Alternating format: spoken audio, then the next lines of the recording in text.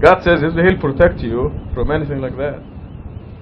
If it has to happen, God will protect you and will give you clean blood. But I'm saying that it will not happen to start with. Okay, let me, because this is difficult to understand, and I'm not bragging or anything, but I thank God first. I want to tell you, I'm speaking from experience.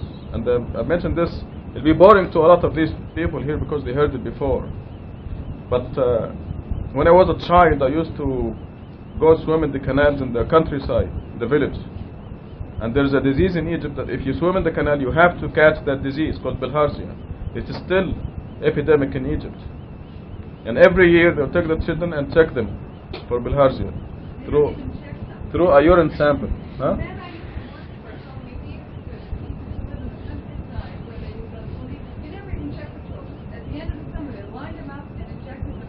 Right.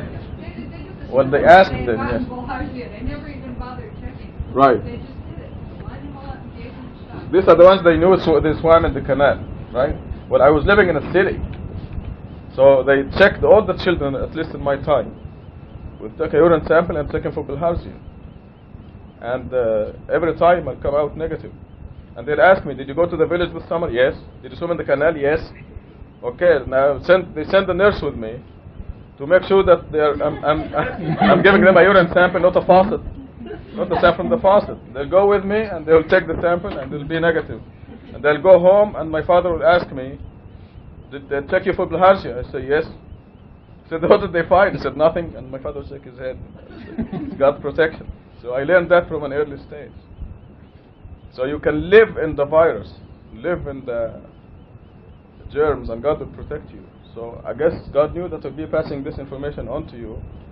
And before I do anything, I thank God for His protection. Then I'm talking to you from experience. It will not happen. When you're a believer, it will not happen. You will not catch AIDS. You will not need transfusion. You will not have an accident. You don't even get traffic tickets, depending how good you are. You will get these as pinches whenever you do something wrong. But for as long as you are sincerely searching for God, God will give you time, will protect you until you make a decision. Your decision would be to remain in God's protection or step out of God's protection.